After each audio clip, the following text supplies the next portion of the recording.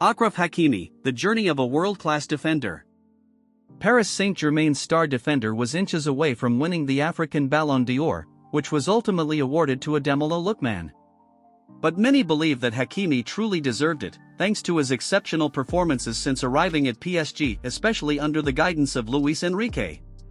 Yes, Achraf Hakimi has become an absolute beast, both offensively and defensively. He's faster than ever, more complete than ever, and a true world-class player at just 26 years old. It's hard to believe, but he's only 26, already at the peak of his career. But how did he get here? How did a kid with nothing in his hands grow into the superstar we see today at PSG? Today, we're diving deep into his journey, his struggles, and his inspiring story. Grab some tissues, because this one is going to be emotional. Let's get started with this new episode. Clapperboard soccer ball fire. Spanish beginnings, the rise of Achraf Hakimi. In international football, certain moments become ingrained in a nation's memory. For Argentina, it's Diego Maradona's hand of God, for Colombia, it's René Higuita's scorpion kick, and for France, it's Zinedine Zidane's Panenka in the 2006 World Cup final. For Morocco, that unforgettable moment came on December 6, 2022, during the World Cup in Qatar. Achraf Hakimi stood at the penalty spot, with the chance to eliminate Spain, a footballing giant expected to cruise past Morocco. But instead, Hakimi delivered a cold-blooded Panenka, delicately chipping the ball into the net and sending Morocco into the quarterfinals. For Hakimi, that match was the most symbolic of his life. Born in Madrid, fluent in Spanish, and a product of Real Madrid's academy, no one embodies the duality of two cultures better than he does. From humble beginnings to football stardom. Hakimi's parents, Hassan and Saida, immigrated from Morocco to Spain in the 1980s, searching for a better life. On November 4, 1998, their eldest son, Achraf, was born. But life in Spain wasn't easy, the family struggled financially, and Hakimi has never forgotten their sacrifices. It was very difficult. We were poor. My mother cleaned houses, and my father was a street vendor. We came from a humble family that always fought to survive. Despite their hardships, Hakimi's parents fully supported his love for football. Interestingly, he didn't start as a defender. In his early days, he played as a forward, regularly scoring goals in the streets of Getafe, a suburb south of Madrid. Street football gives you intelligence, a spark, something that forces you to think faster and be the quickest. Everyone wants the ball, so you have to be smart. At 7 years old, Hakimi joined Club Deportivo Colonia, where his blistering pace earned him the nickname, the Moroccan Scooter. His performances quickly caught the attention of Real Madrid's scouts, who invited him for trials. At just 8 years old, he impressed enough to enter La Fábrica, the prestigious Real Madrid youth academy. But making it into the academy was just the first step. Many young players fall through the cracks, especially at a club like Real Madrid, where expectations are sky-high. Real Madrid, the dream begins. Hakimi, part of the 1998 generation, trained alongside Luka Zidane, Zinedine Zidane's son, and steadily developed his game. Although he started as an attacker, his coaches gradually moved him backward, first into midfield and then to right back. His pace, defensive resilience, and understanding of attacking movements made him a perfect fit for the position. His idol at the club? Marcelo. Hakimi admired how the Brazilian fullback went from a young talent to a Real Madrid legend, a path he hoped to follow. Off the pitch, his family remained his greatest pillar of support. They sacrificed everything for me. My brother and sister gave up a lot so I could chase my dream. Today, I fight for them. Choosing Morocco over Spain. Like many dual nationality players, Hakimi faced a difficult decision: play for Spain, the country of his birth, or Morocco, his ancestral homeland? Most players choose the stronger football nation, but Hakimi chose differently. As a teenager, he trained with Spain's youth teams but quickly realized it didn't feel right. There were no problems, but I didn't feel at home. The culture, the atmosphere, it wasn't what I grew up with. At just 16 years old, he made his Morocco U20 debut, a proud moment for him and his family.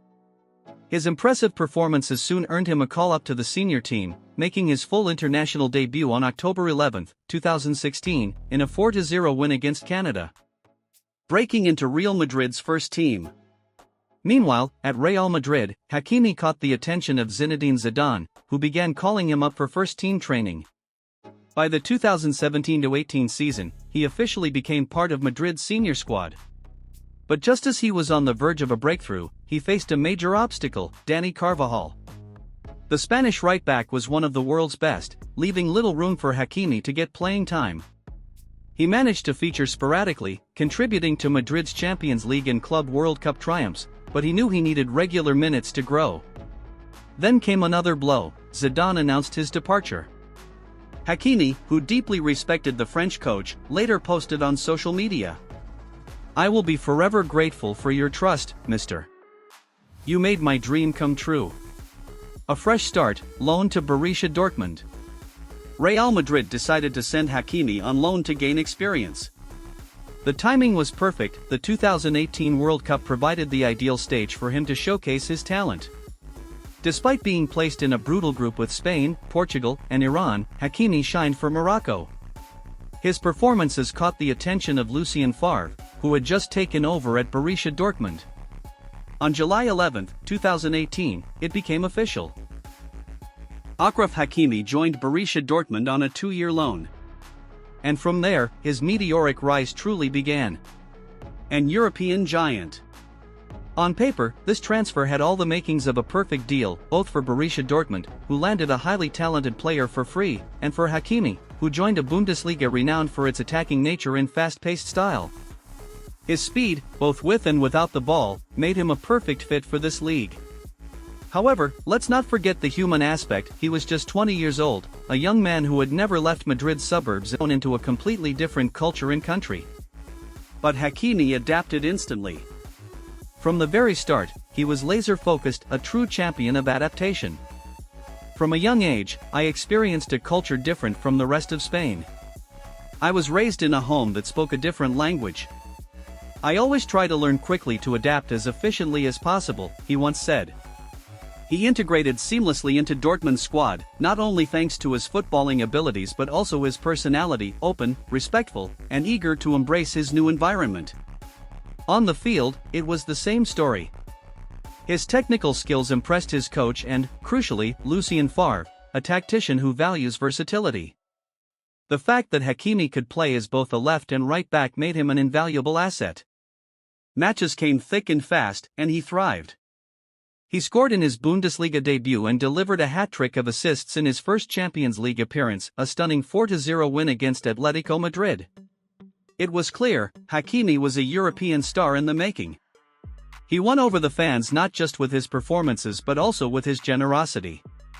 One touching story stands out: a young Moroccan boy had crafted a homemade Hakimi jersey, much like the famous image of the Afghan child with a DIY Messi shirt.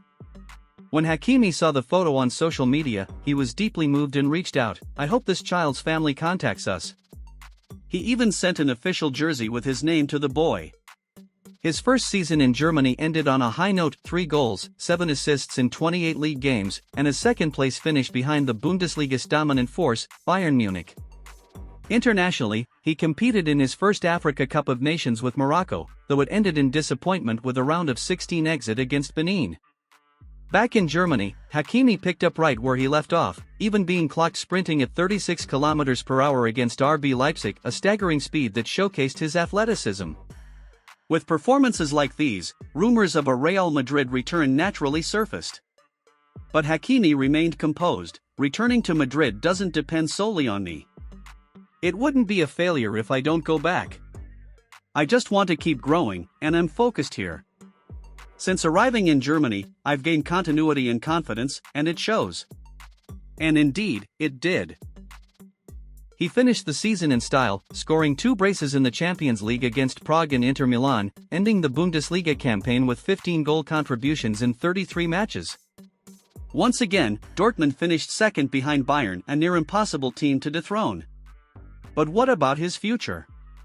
One thing was certain: Dortmund couldn't financially compete with either Hakimi's personal aspirations or Real Madrid's demands, with the transfer fee set at €40 million. Surprisingly, instead of returning to Madrid, Hakimi was on his way to Inter Milan. But why? According to his agent, the answer was Zinedine Zidane. Despite the seemingly great relationship between Zidane and Hakimi, it became evident that the Real Madrid manager did not push for his return. Zidane was known for his loyalty to an established core group, and bringing Hakimi back would have disrupted that balance.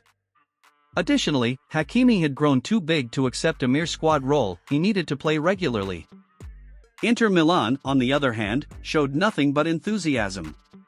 Antonio Conte personally reached out to Hakimi, explaining how crucial he would be to the club's ambitious project. When a top coach like Conte calls you and insists on speaking with you, it shows how much he wants you to be a key player in his team, Hakimi's agent stated. Once again, it was a fresh start, new country, new language, new culture. But Milan had its own appeal. A self-proclaimed fashion enthusiast, Hakimi admitted, "I've always been drawn to fashion.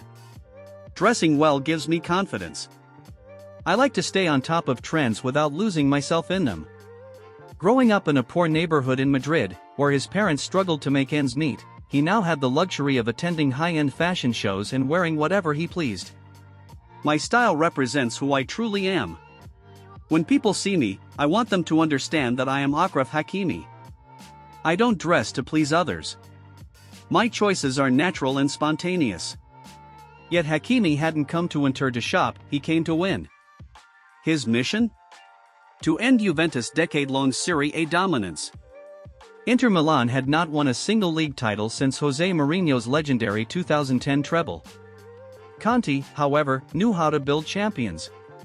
With players like Eriksen, Lukaku, Lautaro Martinez, and Vidal, he led Inter to the top. The Champions League campaign was a disaster. Inter finished last in their group, losing twice to Real Madrid.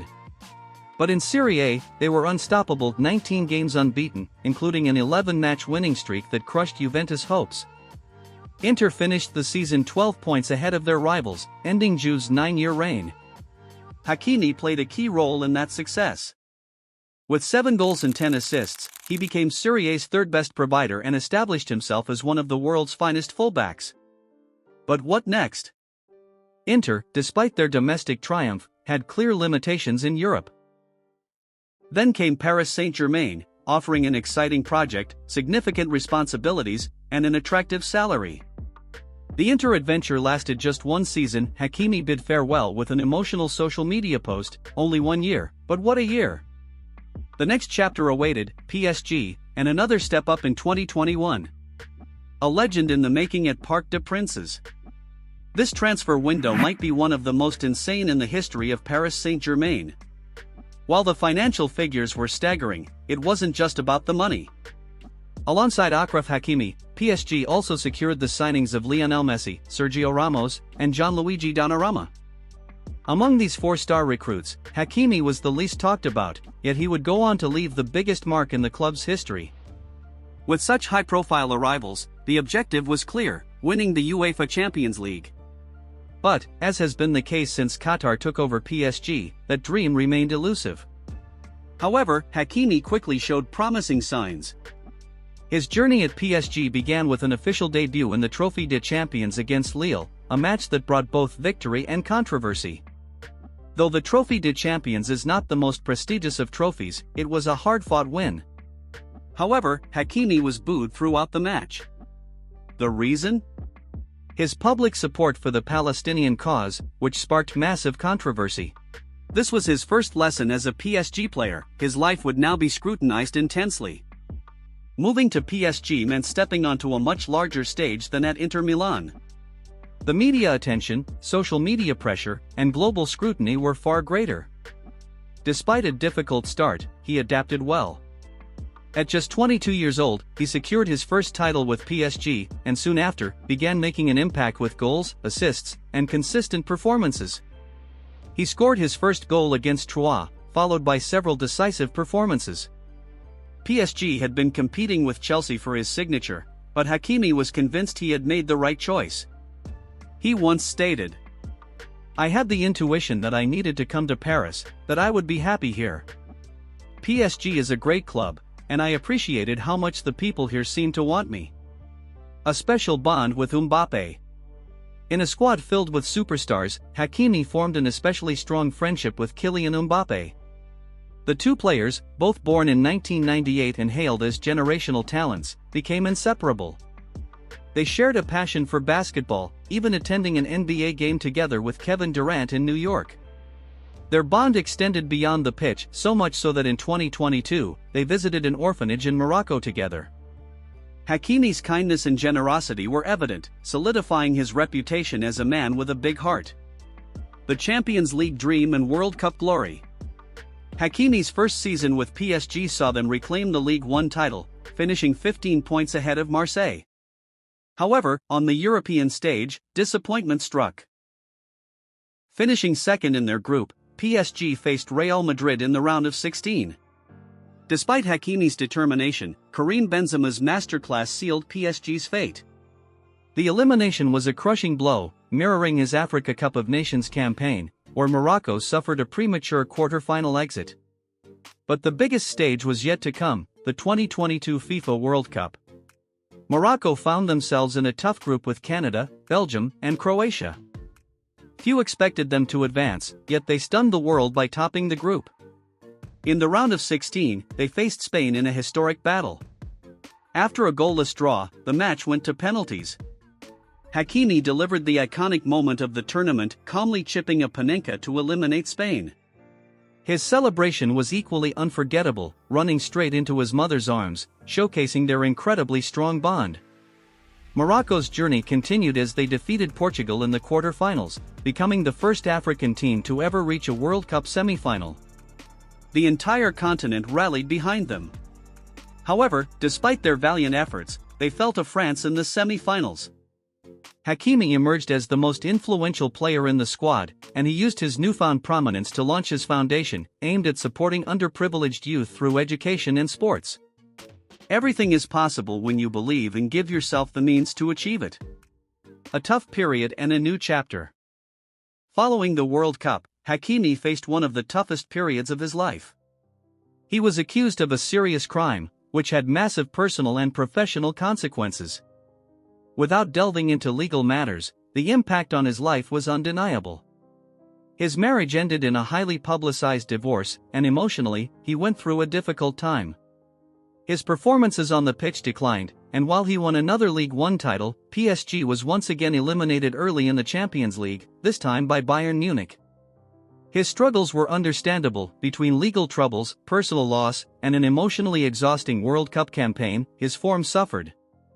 However, the following season saw major changes at PSG. The departures of Neymar and Messi, along with the arrival of Ousmane Dembélé, gave Hakimi a more prominent role. He became a true leader in the squad, proving his worth as one of the club's most important players. Despite a promising Champions League campaign that included knocking out Barcelona, PSG once again fell short, this time against Borussia Dortmund in the semifinals, denying Hakimi a dream final against Real Madrid. However, he found some consolation in winning a bronze medal at the Paris Olympics. With Mbappé's highly anticipated transfer to Real Madrid, Hakimi has now become PSG's #1 player.